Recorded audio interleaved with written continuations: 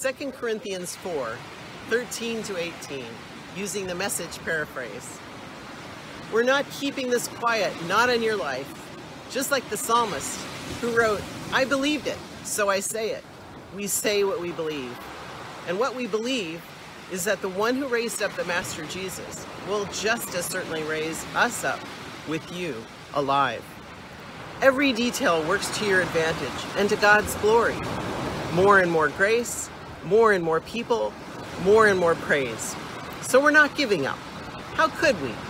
Even though on the outside, it often looks like things are falling apart on us, on the inside, where God is making new life, not a day goes by without his unfolding grace. These hard times are small potatoes compared to the coming good times, lavish celebration prepared for us. There's far more here than meets the eye. The things we see now are here today, gone tomorrow, but the things we can't see now will last forever.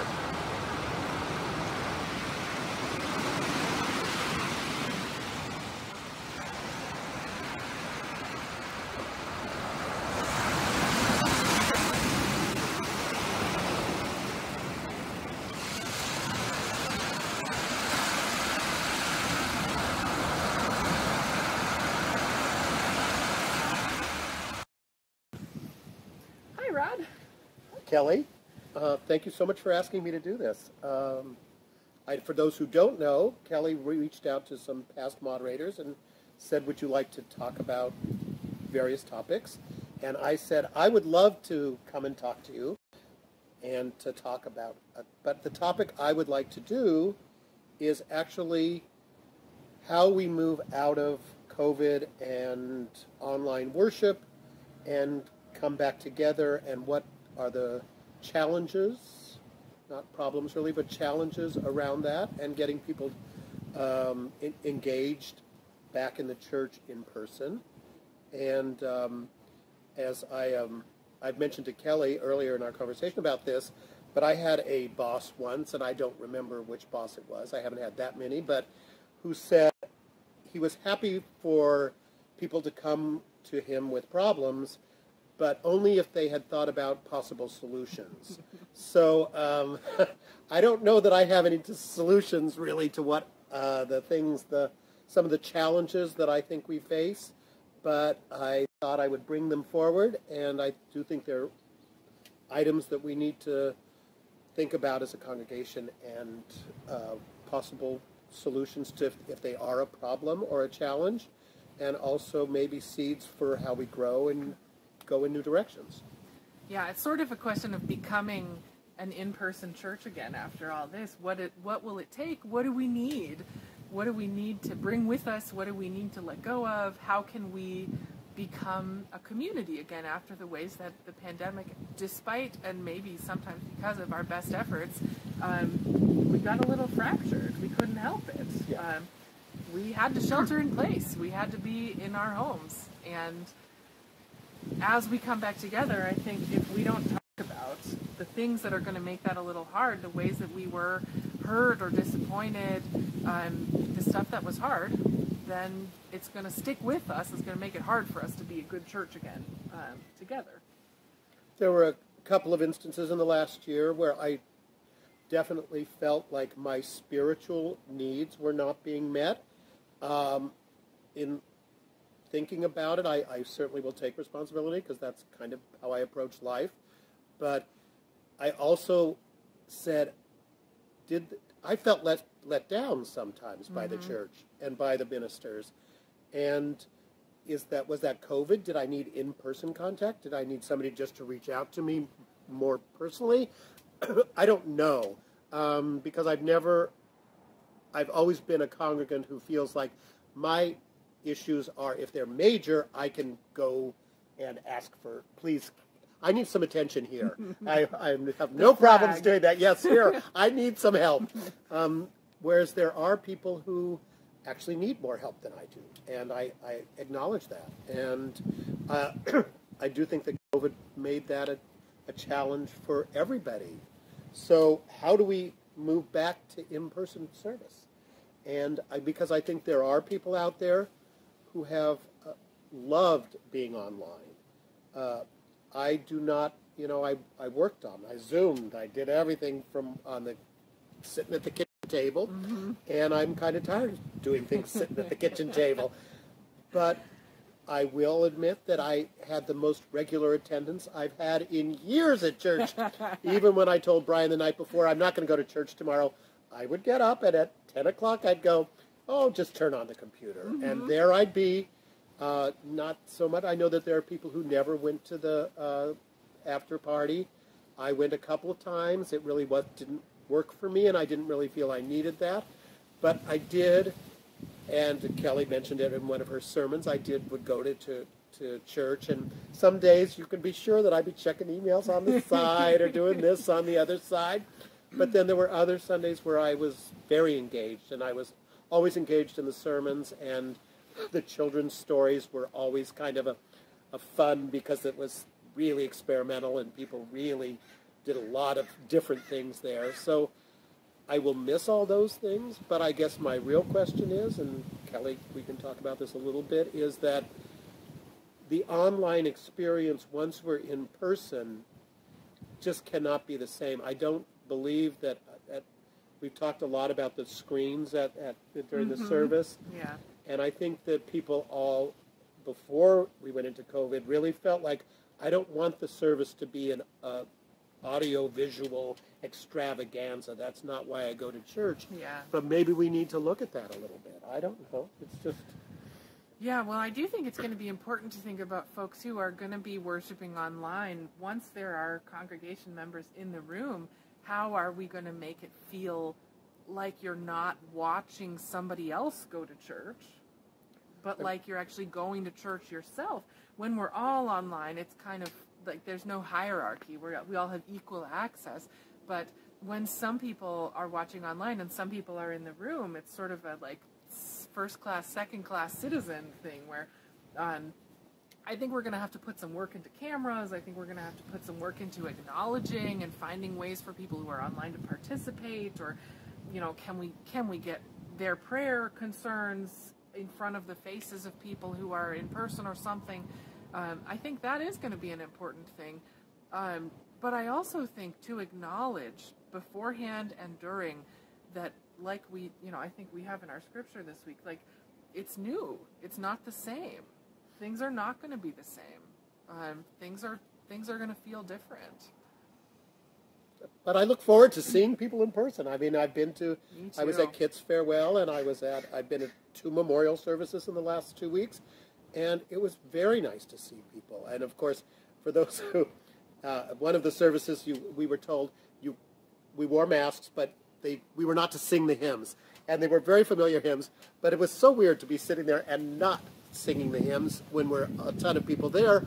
But I have to also share that I don't, when I'm at home alone, well, Brian's there, but he doesn't go to church with me, I don't sing the hymns at home either. I feel a little funny just singing, even when they're a hymn I love, I feel funny singing it in the back room along with everything. It's hard not to feel self-conscious when you don't have everybody else's voices around you to kind of mask the self-consciousness. I think that's part of the joy of singing with a group of people, is you get the embodied experience of singing without having to just listen to your own voice so much, at least for me. Yep.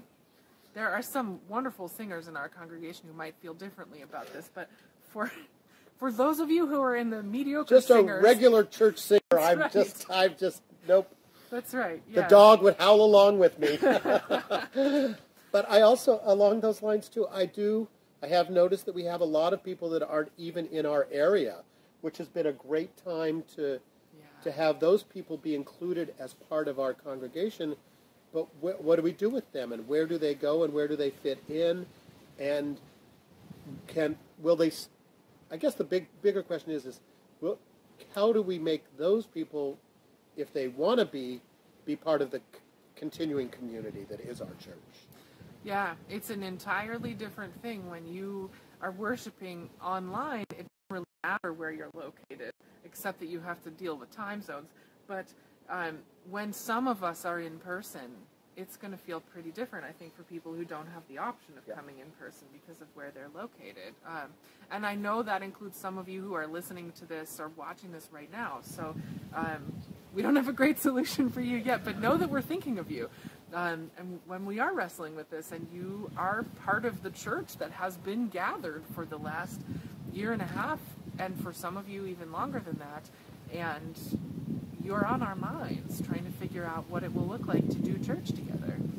And along those same lines, and of course, if you're in this category, you're not even watching this now, right. But there are people, I happened to see one at Kit's service, that who said they had never gone to online church, which means, but they were at Kit's, so they're not lost to, they haven't left us, but how do we get them back and interested and engaged again in the church?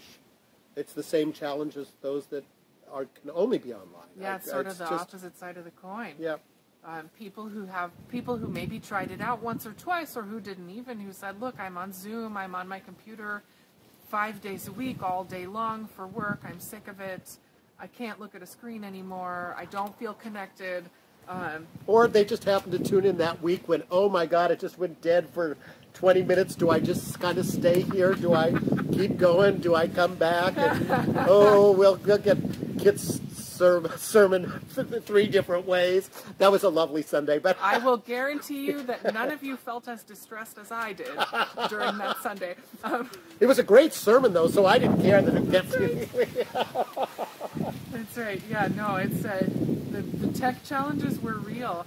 But I think all of it, in a way, all of this sort of coming back for me boils down to we have not met each other's needs perfectly over the last year and a half, which is also always true of church, that we never really meet each other's needs perfectly. This might be more obvious over the last year and a half than it was before, but I think that's part of the whole story of church, is like we hurt each other sometimes. We tell newcomers this, look, we're going to mess up. You're going to see us be hypocrites.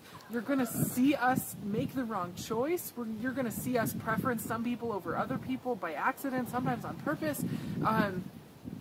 Things will happen where you're like, I don't agree with that choice and I wish it had been done differently. These things will happen. So what do we do with that?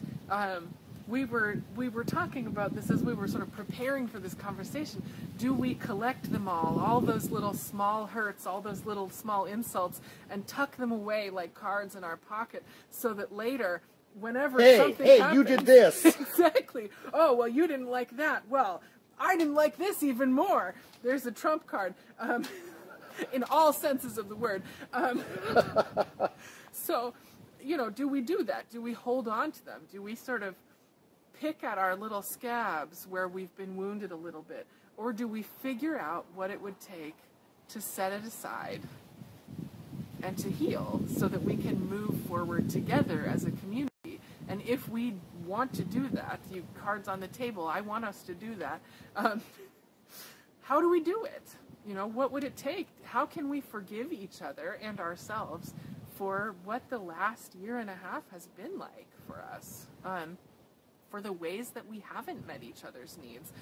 I think a lot about how much of the sort of day-to-day pastoral care was accomplished on Sunday mornings in person, where I would see somebody at church and say, hey, how was that thing that's happening? How's your brother? How's your mom? Did that thing at work get resolved? Quick little interactions. Yeah. A lot of stuff happened that way. Or just reaching out and patting somebody on the shoulder as they go past, which just a little connection, that was impossible online. And so I think there's, just to pick on one aspect of church, I think there were probably quite a number of pastoral care things. Most of the big things we got. Yeah. We caught. We figured out about. Somebody let us know. So-and-so has cancer. So-and-so's parent died. So-and-so is, experiencing violence in some way. Like, we caught most of the big ones. But I think we did not catch a lot of the little ones that we might have if we'd been in person. Well, and in person, I also think that there is that where, even though I'm not a pastor by any means, but I can fill that. We Sure. each individually can feel the need of pastoral care. Oh, yeah, for just sure. by being with that person or sitting there after the service and being close to them. Yeah. That I miss that a lot. Yeah. And when I think about the people that I haven't seen in a year and a half or reached out to, that wasn't our relationship. Our relationship was Sunday morning, and that there were enough other challenges during COVID that I didn't suddenly say, okay, now I have to reach out to this person that I'm not seeing anymore, but that doesn't mean I didn't really care about them and miss them very much. Yeah. So that's partly why I look forward to getting back together again. It's like you go, oh, I forgot all about that person. Isn't that funny? But and you didn't I didn't really. Yeah. It's just we have to all accept that it was for even outside of COVID, a very difficult year. Yeah. Very, very difficult year and a half. Just so. Yeah, it's been really tough, and we've done our best, and I think part of it will be forgiving ourselves collectively for the ways that our best had limits. Yeah. You know, we did our best. We experimented. We tried new things. Some things worked really well. Some things didn't work that well. We tried to iterate a little bit. We tried to improve on things, and it was limited. You know, our best had its limits, and for that and for so many other reasons, I'm so looking forward to getting back to in-person church, being in the room with people. There is a particular magic that we are not quite hitting. Well, it's kind of like when you got excited about when we were finally back and getting the organ again in the church, that it just felt like, oh my God, that was just one little thing where you said, and the sound, and you could hear all that, and you really felt like you were there. That was just, so that's when you suddenly go, oh, yeah, I did miss that. Those moments where you go, oh, won't that be nice to be back in the sanctuary? And yeah, regathering in person and regathering our sense of being a church, you know, being one gathered people who have the particular responsibility and privilege of stewarding this particular community in this place, in this moment. And we'll do it, but we don't know what But I know that current moderators, past moderators, ministers, all of us would love input. So just if you see when we're back in person, or if you just want to email me, I would love to chat further about it. And anybody that has ideas, I welcome those, and I absolutely look forward to seeing you all in person, on Zoom, or on after church, wherever in the weeks and months ahead. Yeah, and we'll figure this all out together.